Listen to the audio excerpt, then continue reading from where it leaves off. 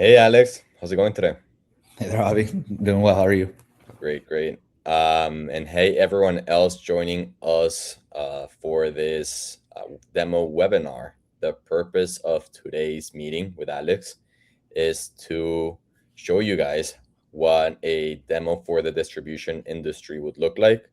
So we're gonna be doing a sort of a role play here where Alex will be playing a Nalios consultant and I will be playing the owner of a distribution company called ClearPoint Logistics. So let's get started. Um, yeah, let's go. Let's go. So, Alex, I am the owner of ClearPoint, right? We have a couple of warehouses here in Texas, one in Dallas, Houston, Austin, and San Antonio. Okay. I have about 85 to 90 employees, and we are an MRO distributor. So we distribute hydraulics, pneumatics, bearings, and other sorts of industrial parts.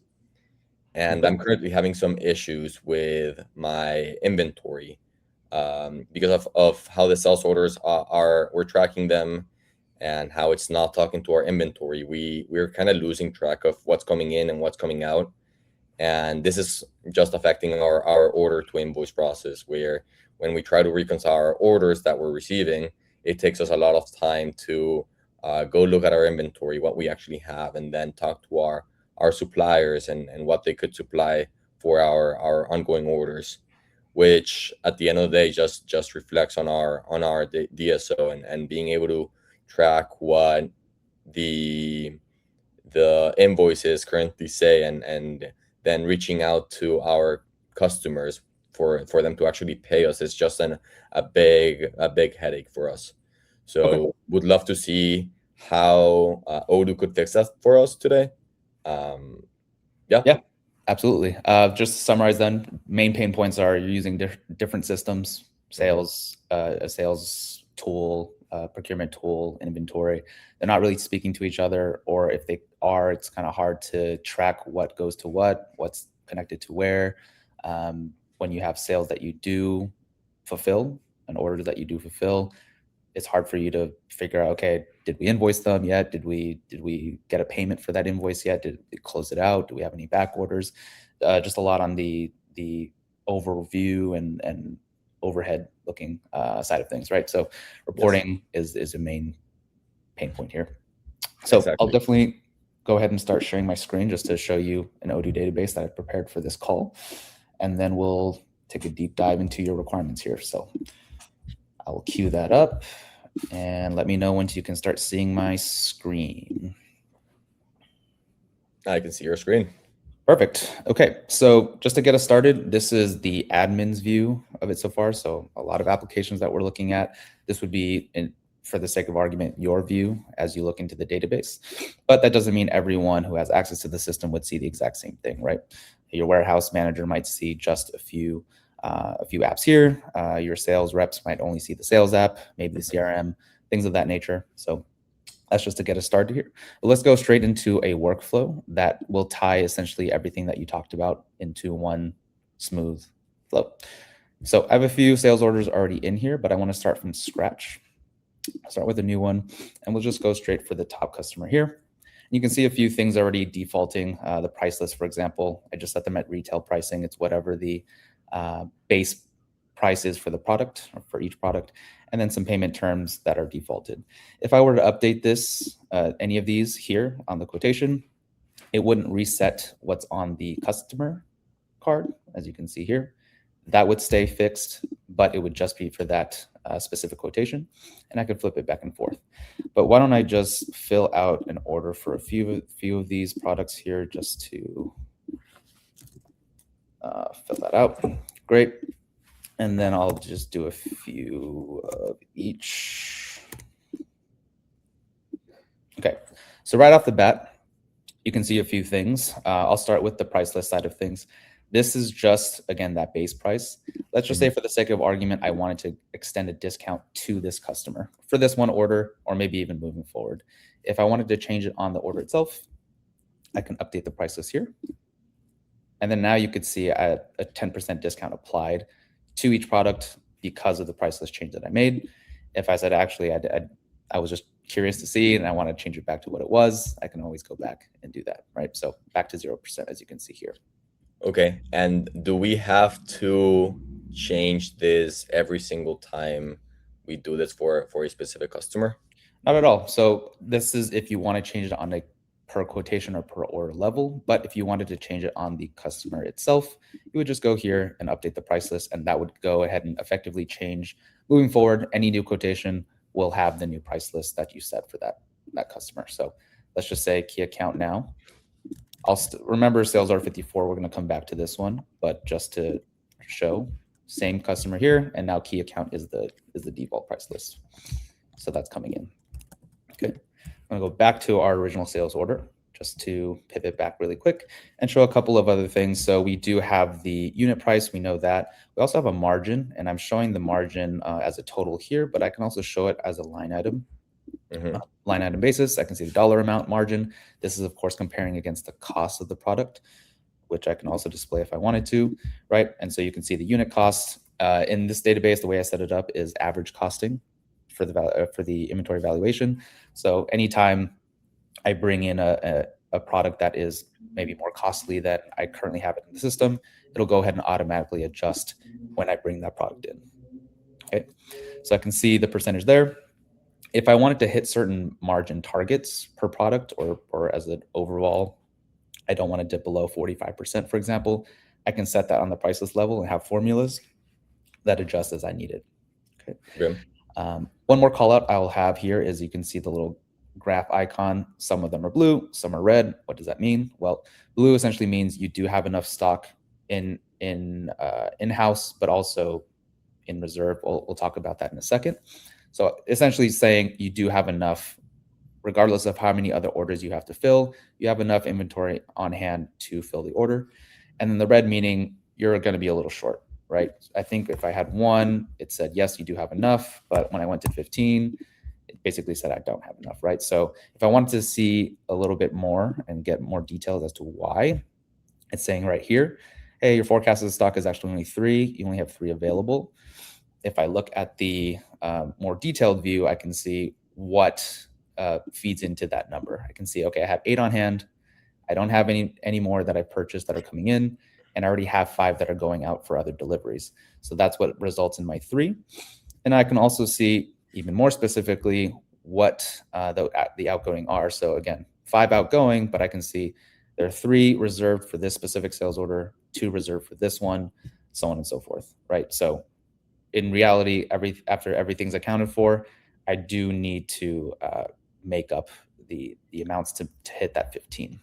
That's great. And how, if you go back to that screen, how is Odoo prioritizing orders just based on when they're put in, or is there another? There are a few ways Odoo handles that. By default, if you have no other settings enabled or configured, it essentially just goes by the order in which the orders came in. So if I confirmed a sales order 1, 2, 3, 4, 5, it would go in that order. It can get more complex than that if you introduce things like removal strategies. So saying, hey, I want to remove this by serial number or by expiration date or by location, whatever's closest to the output, things along those lines that you can introduce to effectively change the complexity of that ordering process or the order in which it is processed. But by default, it's just in order of the order's confirmation. And this can be dependent upon each warehouse and maybe even each product? Yeah, so great question. Right here, the warehouse by default is the Dallas HQ. That's the one that I had the sales order for. So in this case, it was for the Dallas sales team and Dallas HQ warehouse, right? But to your point, if I'm only seeing this on a per product basis, but you can see I have the other warehouses here as well. I can see Houston, and I can see similar breakdowns. Okay, in the Houston distribution center, I have 9 on hand. I don't have any orders going in or out, so for now we're good. Assuming I don't have any minimum order quantities I need to have on hand. Let's say I do have a minimum of 20. I want to have at all times. Odoo can register that and trigger a purchase order to replenish the inventory accordingly. So We can definitely do this on a per warehouse basis. Okay. All right. Just to finish out the sales order workflow here, we can see, I'll go ahead and proceed with the fact that we don't have enough on hand just to show what that looks like. But I'll go ahead and confirm this. But before I do, I want to see the customer's view of this. They can view this on their customer portal. They don't have to have their own login or anything like, I mean, they have to have their login, but they don't have to have a license, of course.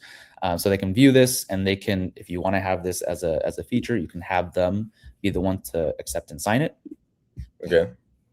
And when they do that, that'll go ahead and trigger the confirmation. It's a little slow because you're going to see Odoo's triggering a few things in the back end here. Case in point, it confirmed from quotation to sales order and generated the delivery order, right? What if they wanted to make some changes to that order? Like they see something in the line item and they want to tell us like, hey, actually, I just want 15 or I just want 8 of these items. Sure. Okay. So let's imagine a world where I didn't just sign in and confirm that, and they said, hey, can you please remove 10 of the gear bearings or whatever that product is. I'll go ahead and send that. We received that on our back end, and we can see that right in the chatter. And then you can go ahead and adjust and say, okay, even in this case where I confirmed it, let's just say I wanted, they told me after the fact. It's not ideal, but they did it. So let's just go ahead and do that. Let's remove 10 of them, so down to 5. We still, because we had I think it was 3 available, so we still are short.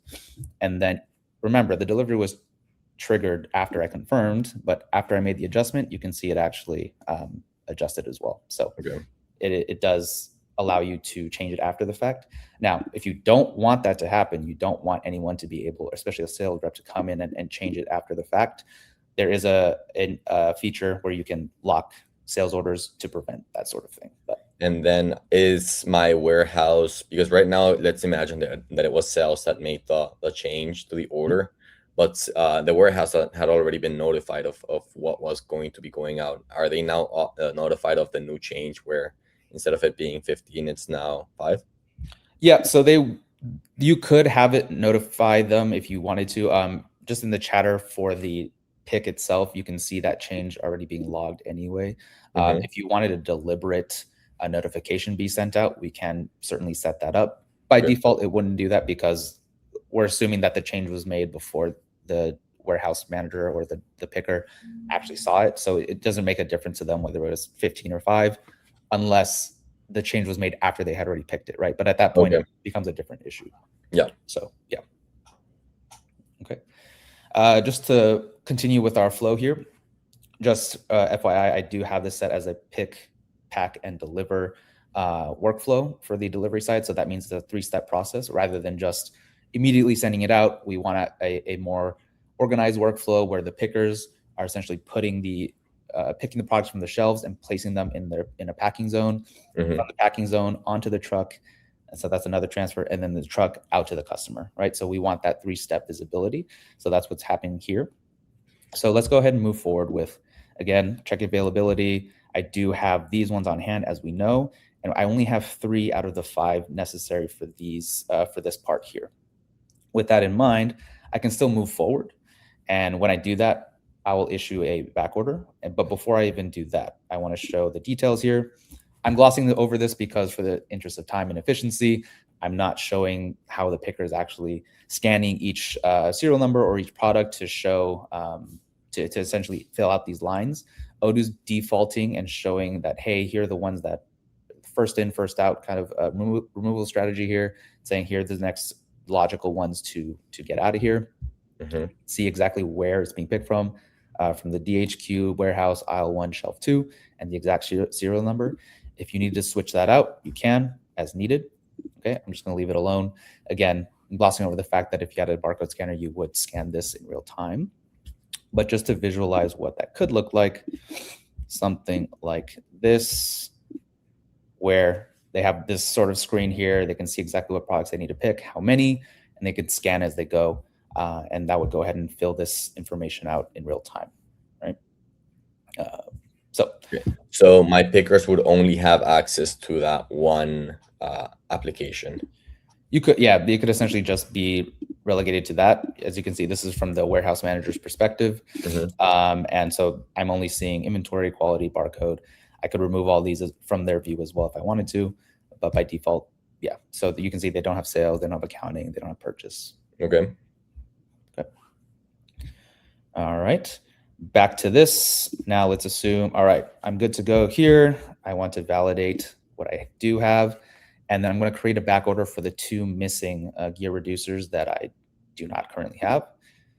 And so we'll see a couple of things. So this one's now done. You can see it's 3 out of 3 instead of 3 out of 5 because this is the one that was processed. If I go back to the sales order, we'll see instead of 1 delivery, now we have 3. Why is that? Well, we have the one that we just processed. We have the next logical step, which is the packing to the output or the dock area, however you want to, whatever terminology you want to use for that. And then 1 is for the back order, which is again, still waiting. I don't have availability. I know that. So I'm waiting to process that one, right? So I'm going to carry forward with the second step here. I'm going to assume everything looks good, validate that, and I can move back to move forward to the next transfer, which is that last step to the customer, validate that. And let's assume now, okay, the drivers delivered the goods, and now we want the customer to sign just to have that that validation. Go ahead and adopt and sign. It'll go ahead and generate the PDF with the delivery slip and the signature right there. So you have full traceability, acknowledgement, and if you wanted to get into the weeds of more reporting, you can see exactly each serial number that was delivered, where it came from, which documents were the ones that were responsible for moving it out. And then in this case, there was an inventory adjustment rather than a purchase. But if there were a purchase, you could see exactly which PO brought it in, et cetera, et cetera. Okay. So now if I zoom back out to the sales order level, I can see, again, my 4 documents now, the 3 that I processed already, and still that 1 back order. So let's actually finish filling that out. Okay. I do want to automatically initiate that. I could go to a PO. I could create one from scratch here and then just fill the order, but I already have reordering rules in place. So if I go to replenishment and I look for that gear reducer, I can see a few of them are ready to go in terms of ready to reorder, and it's telling you exactly how many it's going to order for each location. So this is the Austin center, this is the Houston center, this is the San Antonio. Okay, great. So what I can do is I can run that scheduler. Odoo is going to take that. It's going to go ahead and say, okay, I know how much I need to process. And then that should generate my PO. And if I go here, I should see those gear reducers. Is this for the right warehouse? No, this is for San Antonio. Excuse me. So let me group by who delivered to. And I can see now the Dallas HQ. Great. And I should be able to see those gear reducers right here. And it's actually 112. Why is it 112? I only needed 2. Well, it's because it's really compounding from several other orders that generated that need. And so it needs to fill it all in. And so it just consolidated with an existing RFQ. Had this already been processed before I triggered that that purchase, it would have generated a new RFQ, and then I would have processed it from there. So Odoo is trying to be smart about it and say, hey, you already have an existing order for this. You haven't processed it yet. Let me just keep adding to it until you're ready to move forward. And in the situation that I actually wanted to keep those purchase orders separate because of tracking reasons. Is that possible? Yeah, there are a couple of ways to do that. Off the top of my head, you could go the buy to order route. So instead of relying on the min-max rules to do your replenishment for you, you can say, hey, for this specific order, I want to trigger a separate PO just for this one and track that separately. You could do that on the sales order level. And then another way is you don't actually have to have these consolidate if you don't want them to. There's a setting in the back end where you can just say, don't propagate, don't consolidate into one PO, keep them all separate. Every time I trigger a new replenishment run, make sure it's all separate. That's also a possibility. Okay. So let's go ahead and confirm this just because we want to go ahead and fill that order. In the receive process, same as the delivery, I have it set as a 3-step just to have the QC step in place. So let's go ahead and do that. I want to validate it. It's going to say, oh no, you actually have to supply a lot number or a serial number. So let me go ahead and do that. Go to details. I'll generate the lots here. I'll just let Odoo create one for me. In the case where you're actually scanning these in, you would scan them in, of course. So I'll save that. I'll validate. Great. So I said I have 3 steps. I'm going to stop at the 1 step just to show something, and that is on the sales order side. I'm jumping back into that back order that I was waiting on, and now you can see it actually says available, right? Mm-hmm. But if I check availability, it's still not letting me. Why is that? Well, because you don't have it in stock yet. You don't have it in stock yet because you still have a 3-step receipt process to bring in. So Odoo's smart enough to know, hey, I can see that it's actually at your warehouse, but it's just not in the location that's ready to process it. So you have to make sure that you have these processed, right? So let me fill out the flow. Okay, QC. I'm going to assume everything goes through. If something were damaged, something were wrong, I could take a photo of it, attach it here, keep that separately, and keep it in this location, whereas the rest of the transfer goes along to the storage locations, right? So kind of like a back order situation like we saw on the other side. Now that I have processed the last step, I'll go ahead and check availability now, and look at that. Now it's able to reserve that quantity, and now I can validate and keep moving forward, right? I won't even finish that flow just to show one more thing. As you can see here, I've delivered 10, 5, 8, so all of those are good, and this one's still missing those 2, right? I still haven't fulfilled that order. So if I want to invoice at this point, I can, and I can leave out those 2 that were not yet delivered, right? If I wanted to do it that way, or if I just delete this outright, come back here, I can wait for that delivery to be done. So let me go ahead and do that. Next transfer, validate, back to my, back here. Now when I create the invoice, it will be for the full amount, and you can see the 5 are fully there, right? And confirm that, and that's there. Okay, and so from here, we would send out the invoice to our customer? Yeah, again, similar to the quotation, you have 2 ways to do it. Well, multiple, but really the 2 main ones are just sending it via email. They'll receive the attachment, and they can click into it and open it that way.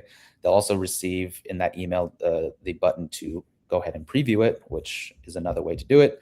And they'd be able to go through, again, log into their portal, see it this way, and actually pay in real time if you had any, sort of Stripe or some other payment method that were in place. I don't have any, it's just a demo. And they can pay it on the spot, and then it would receive it on the back end. Okay. And how about checking, because we all of the time have a lot of unpaid invoices and just invoices due, and it's very hard for us to track who owes us what. How would we report on that? No, that's a great question. So if I just go very bare bones, very simple, Odoo has a lot of useful tools for reporting and filtering and grouping. It's all PostgreSQL based. So basically any field you can think of that exists on that table, on that record, you'll be able to sort and filter it by it. So in this case, if I know, hey, I need to see the ones that need to be paid, here's a list of those. If I wanted to see the ones that were paid, or maybe the ones that are overdue, I could see that, right? Those are just the default ones. I could get way more specific than that. I can decide, hey, I want to group by partner first, and then I want to see the ones I need to pay, and I want to see, I want to group it by due date, et cetera, et cetera. And then I can save this search so I don't have to keep reinventing the wheel every time. Invoices to pay, and I can go ahead and save that. So when I come out, I go back in, go to invoices, there's my filter, and there's my report, right? Okay. So that's the very bare bones way to do it. But Odoo also has some nice features when it comes to customer follow-ups. So let's say here, when you have invoice follow-ups, these are default. You can change this to be 15, 30, 45, however many you need, and have it be automatic reminders to say, hey, this is going to issue out an email. If you have an invoice, any invoice past 15 days due, Odoo will send that, and it'll send this little report similar to this, basically like a ledger of things that are overdue, outstanding, so on and so forth. That's what they would see. Okay. How about reporting upon my actual deliveries? So understanding what's currently out, what's due, and what's late. Yeah, great question. So a couple ways to do that. Let's say from a Let's do it from an operational perspective and also from just a managerial perspective. So from the warehouse manager's perspective, if I go into inventory, I can see a dashboard of all the warehouses, and I can see all the different, basically, Odoo is called operation types, but essentially all the things that you need to process, essentially all the transfers that need to be processed, whether it's receipt, the quality control step, place it in storage, internal transfers, pick, pack, and ship, like everything that we've already seen on an individual level, you can see on a more global level, and sorted by warehouse. Obviously, you're not going to work at every single warehouse at once. So when you're talking about a specific warehouse manager, maybe it makes more sense to only show Dallas, for example. And so you can have that be your default. And maybe you only have access to that one, and that's fine. And so now I can see, okay, for the picks, I have 12 to process. They're all late. I'm slacking here apparently, and I need to get this done. So I click on the 12 to process, and now I can see, okay, here are the 12 I need to go through and essentially process through. I could do it on an individual level, or I could be more global and say, hey, for all the Dallas ones, let me go ahead and batch them together. Okay, just create a new batch for it. And now, rather than having to go one by one, I can see, because they're all in one big batch, all of the transfers are now consolidated. All 11 or 12, I think it was, are now consolidated. So all of the different products are merged together, and you can see what exactly it's tied to, right? So you can process it this way rather than one by one. Okay, so that's on the warehouse manager level, or even the individual picker level. And now on a more dashboard reporting basis, you want to see some KPIs, some metrics. So you can go over to dashboards, and this is just straight out of the box. I didn't manipulate anything here. This is what already comes standard. You can see a few key metrics here. Any receipts that are open, any transfers that need to be processed. So that's on a more global level. But then one step above that, maybe you want to see more meta metrics like your fill rate, your on-time rate, how timely are you with the deliveries in question on a per product level, how timely are you, so on and so forth. So you can really see that. Again, I haven't touched anything, but you can also adjust these. Go to my dashboards, go to logistics, and then I can actually edit these views. And it's kind of like Excel. It's a lot like Excel in this case. So you can actually manipulate this, and that'll go ahead and adjust on the dashboard level as well. And so I assume it's pulling information from our database here too. Exactly right. Yeah. Okay. So Odoo spreadsheet syncs natively with all of your tables essentially. So I could even take, let's say, sales orders, for example. I wanted to convert this into a spreadsheet, and then I could manipulate it however I want, and visualize it however I want from there. Fantastic. Well, thank you so much, Alex. That was great. No problem. I'll go ahead and stop sharing my screen, and then we can. Before you do that, I want to see if anyone has any questions. I saw ING Tech say hello. Not sure if you had a question. Hello. We'll give it about a minute. So, Alex, in the meantime, there I saw that Odoo didn't have a lot of information, and we can assume that a distribution company is going to handle a lot of orders and a lot of different items. How does Odoo handle all this capacity? You're just talking from a volume perspective? From a volume perspective, yeah. Yeah, so Odoo does have some nice features that help with processing things in bulk. So I'm going to go back to sharing my screen just to visualize that.